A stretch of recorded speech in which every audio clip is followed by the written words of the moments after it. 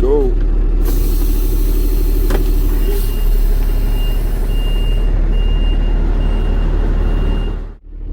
All right, guys. So now I'm leaving. I'm about to leave the city of Whittier, California. Whittier, where the girls are prettier. Not really, but I'm leaving Whittier now. Time to go to, but seatbelt first. Arcadia. I'm gonna go to Arcadia, California. It's about 25 minutes away. So let's go.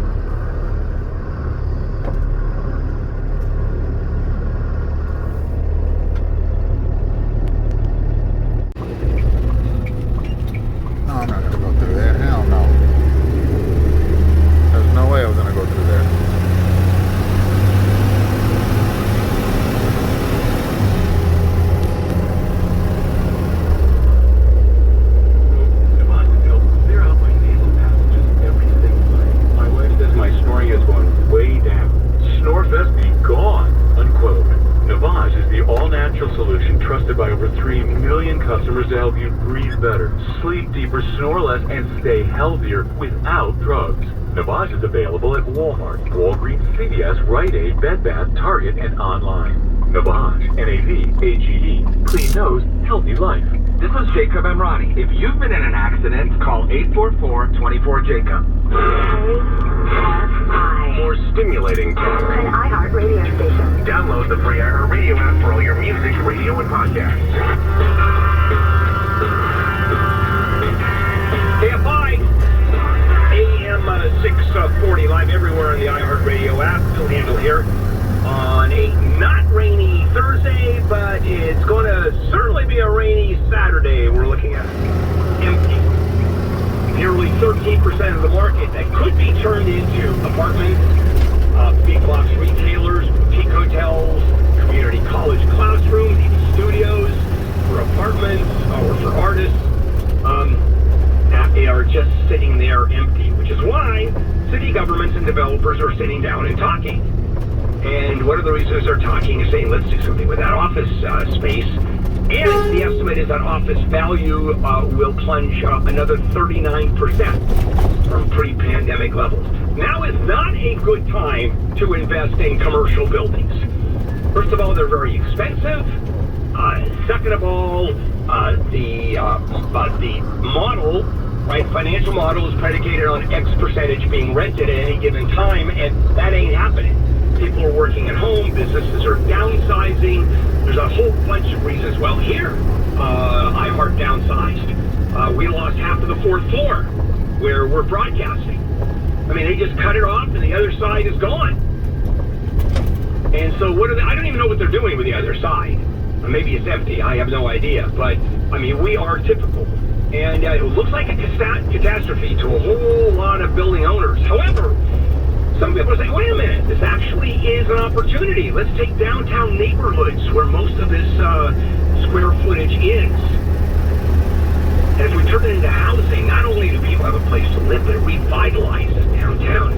Our downtown here in Los Angeles, they'll have to maintain it. Otherwise, the building falls into disrepair, where it's going to cost a fortune to bring it back.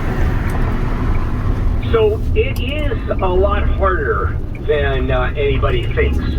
So when you talk about let's convert, it's going to take a real change in simply the business model, but it's happening. For example, Chicago, the city has actually began developing office conversions, and they're going to create 1,000 housing units. 30% of them affordable. That's another challenge for developers. is affordable housing, because you can't get a permit to develop. I guarantee you, even if a building makes sense and you or a developer can turn it into housing and the finances work out, there's no permit there unless X percentage, 20, 30% goes into affordable housing, which means it is less money to the developer. And one of the developers involved said some of these buildings are going to become ghost buildings. I mean, there's going to be nobody and nothing there. We've seen that before. I saw that. We all have.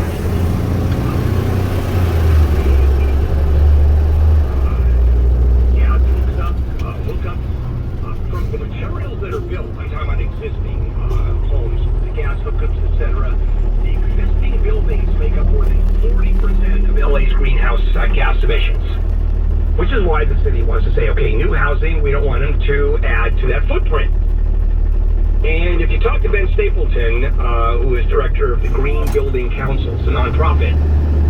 He says, well, let's look at the things in your home that use natural gas. Stoves and cooktops. I hate electric stoves, they're horrible. I mean, anybody who cooks, of course, uses gas.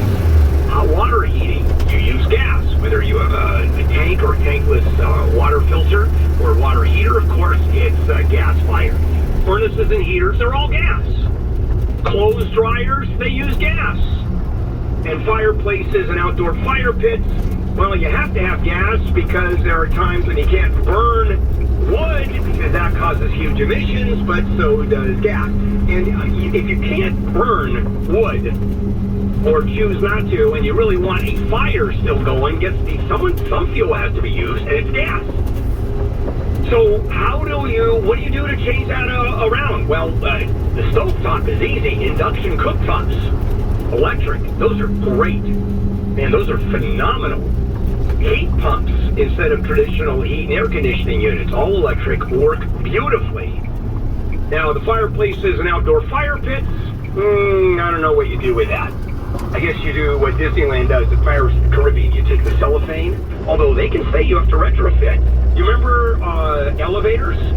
They had to all be retrofitted to bring down the panel so people in wheelchairs could press the button. And that was the law. And a building owner had just X number of years to do that. And so down went the panel. It cost a fortune. Of course, I argued, hey, you could do that, or you could put a stick on a chain attached to the wall of the elevator, and why don't you use that to press the button? That would cost you $2.95, but different story, different time. Refurbishing. Taking existing systems and moving into electric is going to cost a fortune and may not even be done. And when you talk about grandfathering it in, well, let me give you an example about grandfathering. We have a law that was passed 30 years ago, 35 years ago, no more wood shakes in the LA County. You know, wood shakes on the roof. You can't do it. You can't have wood anymore. Well, a roof lasts 30 years. So it took 30 years. Now you don't see wood shakes.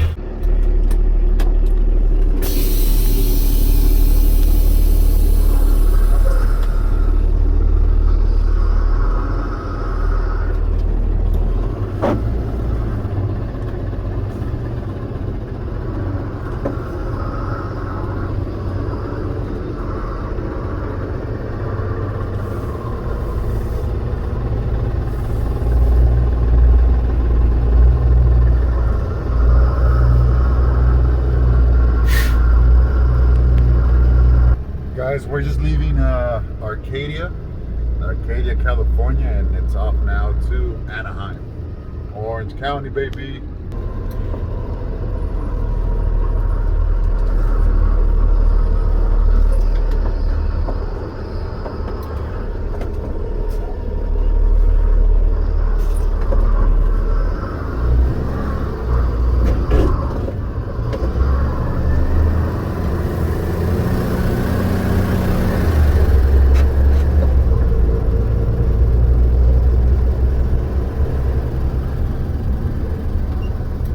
Alright, let's turn on Kardashian Street. This is Kardashian Avenue, sorry.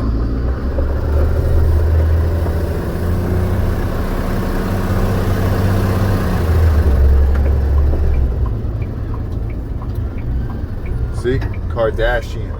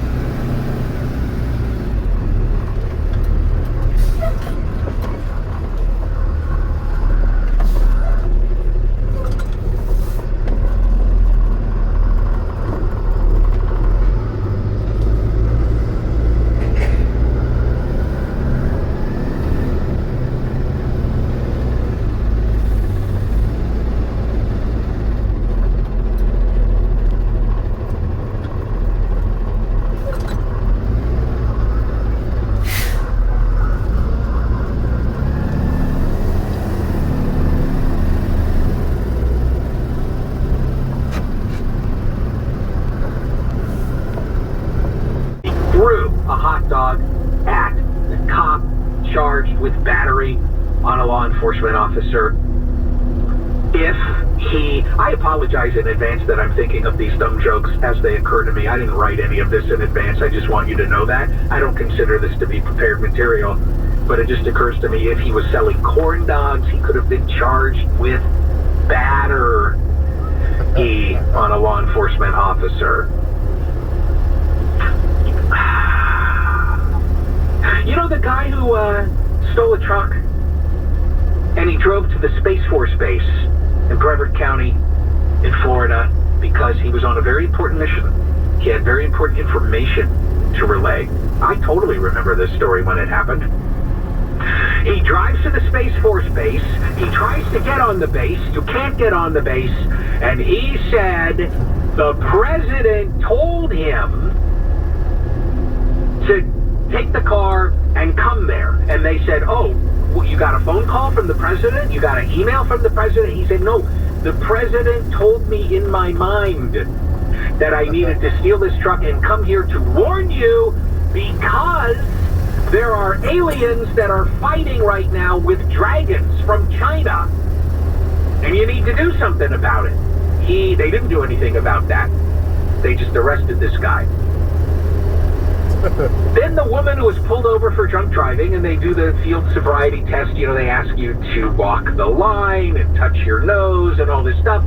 And she broke out into a rather impressive ballet/Irish folk dance during the sobriety test, which is pretty good. Then there was the guy who attacked a woman with a machete. Their service weapon while they're off duty because of a new gun control law there.